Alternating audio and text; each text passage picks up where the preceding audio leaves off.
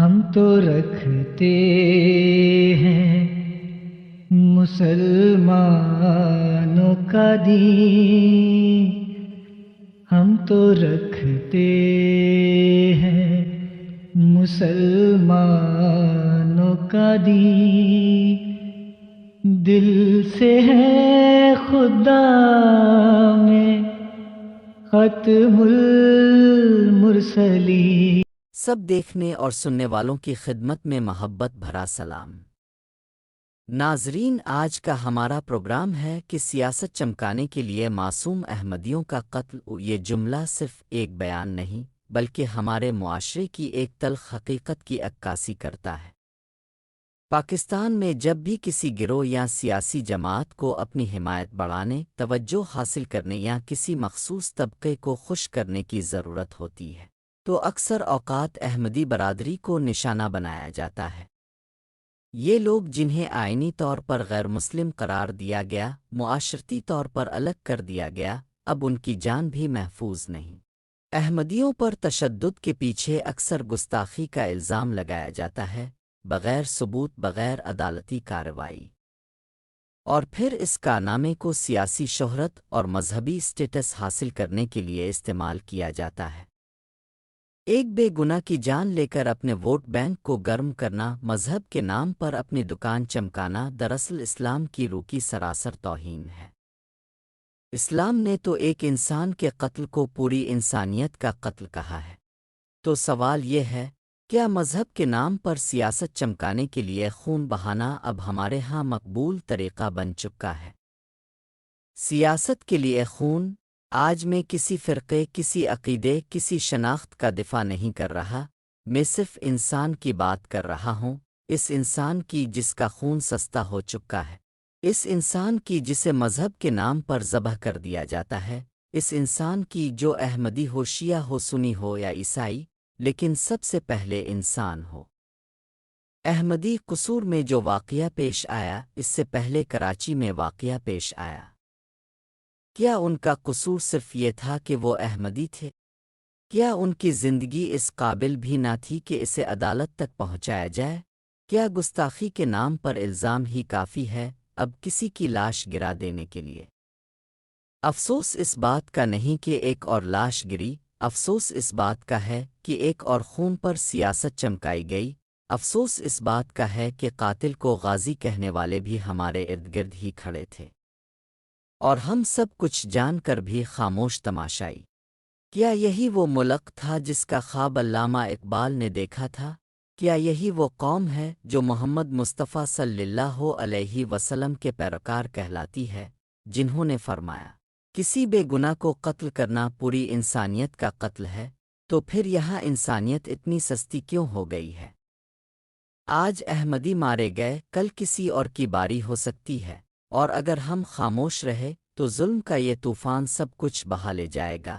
آج بولنا فرض ہے، ورنہ کل تاریخ ہمیں معاف نہیں کرے گی۔ ظلم کے خلاف کھڑے ہو جاؤ، ورنہ تمہاری خاموشی بھی شریک جرم کہلائے گی۔ یہ سوشل میڈیا کا میں کہہ رہا تھا، آپ کا جو ہے وہ مذہب کلیئرلی سورہ احزاب جو ہے جا کے کھولیں، پڑھ لیں، اس میں کلیئر لکھا ہوا ہے۔ مطلب قرآن سے زیادہ ٹروتفل چیز تو ہمارے لیے کوئی نہیں ہے نا۔ یا ایھا الذین آمنوا ان جاءکم فاسق بنبأ فتبینوا ان تصیبوا قوما بجہالۃ فتصبحوا علی ما فعلتم نادمین، کہ اے ایمان والو، جب تمہارے پاس کوئی فاسق سٹوری لے کر آتا ہے تو تحقیق کرو، یہ نہ ہو کہ تم اپنی جہالت میں کسی کا نقصان کر دو اور تمہیں اس کے اوپر ندامت اٹھانی پڑے۔ دس از یور قرآن۔ الامام القذاب، جھوٹا بادشاہ جہنم میں جائے گا، جنت میں کبھی نہیں جائے گا۔ دھاندلی کرنے والا حکمران جہنم میں جائے گا۔ 8 فروری کو جو دھاندلی کی ہے، میں اپنے کراچی کی بات کر لیتا ہوں کہ 99% جو لوگ ہارے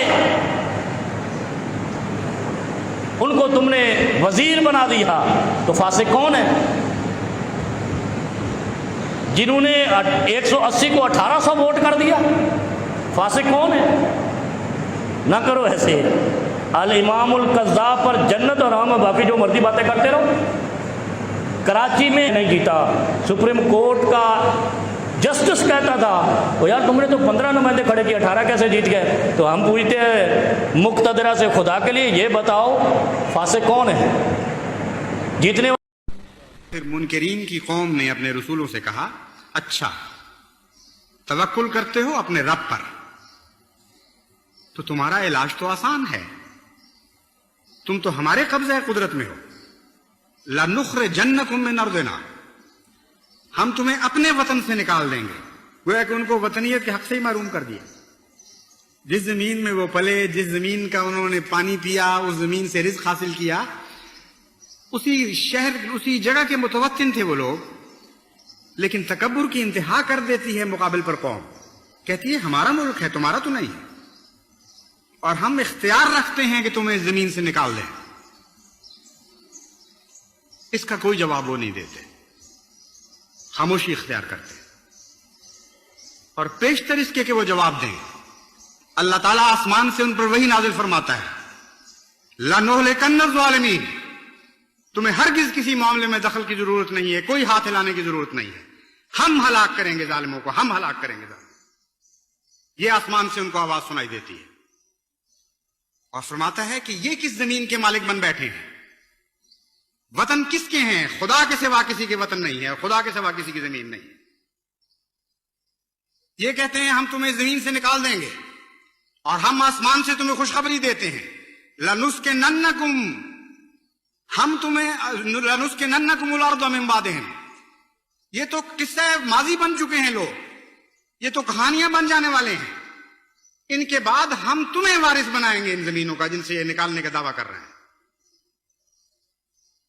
ज़ालिक लिमन खाफ मकामी व खाफ वईद, ये शानदार मुस्तकबिल उस कौम का है जो मेरे मुकाम का खौफ रखती है और मेरे वईद से नसीहत पकड़ती है और इस्तिफादा करती है, उन बातों से डरती है जिन बातों से मैं डराया करता हूं।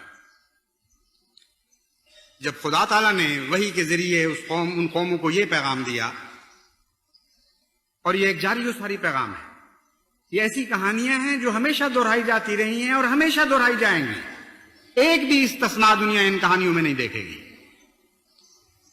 फिर अल्लाह ताला फरमाता है, उन्होंने उनसे गुफ्तगू बंद कर दी, वस्तफ्तहू, और अर्ज किया कि ऐ अल्लाह, फतह तो तेरे हाथ में है, हमने तुझ पर तवक्कुल किया था, तेरा बेइंतहा एहसान और करम है कि पेश तरह के इसके कि हम दुआएं करते, तू रुजू बरहमत हुआ और तूने आसमान से हमें खुशखबरियां देनी शुरू कर दी, बस हम तुझसे ही फतह मांगते हैं। ये कहते हुए उन्होंने अपने रब से फतह मांगी।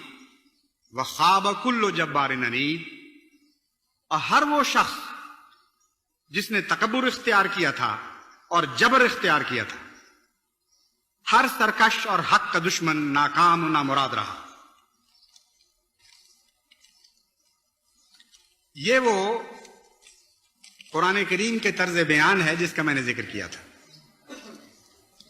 कितना हैरत अंगेज नसीहत का तरीक है, कैसा प्यारा अंदाज है, और कितना यकीन से पुर है, कितना कती है, अटल है। इस तकदीर में जो खुदा ने बयान की है कोई तब्दीली नहीं हुई और कोई तब्दीली नहीं हो सकती। बस वो लोग जो हमेशा खुदा के नाम पर खड़े होंगे, उनके लिए इन रस्तों के सिवा और कोई रास्ता नहीं है। लाजिमन सब्र करना पड़ेगा और लाजिमन दुखों को खुदा की खातिर बर्दाश्त करना होगा और इस्तिकामत दिखानी होगी, और तवक्कुल भी खुदा पर करना होगा और लोगों को बताना होगा कि हम खुदा पर तवक्कुल करते हुए सब्र कर रहे हैं। तब हमेशा ऐसी कौमों के साथ खुदा की वो खुदा इनको ऐसी कौमों पर खुदा की वो तकदीर भी लाजिमन जाहिर होगी जिस तकदीर का इसमें जिक्र कर दिया है। और कोई दुनिया की ताकत नहीं है जो खुदा की राह में हायल हो सके। जब वो फैसला फरमाता है किसी कौम को फतह देने का तो लाजिमन वो फतह पाती है, और जब वो फैसला फरमाता है किसी कौम को हलाक करने का तो लाजिमन वो हलाक की जाती है और किस्सा कहानी बना दी जाती है। तो रखते हैं मुसलमानों का दिल, हम तो रखते हैं मुसलमानों का दिल।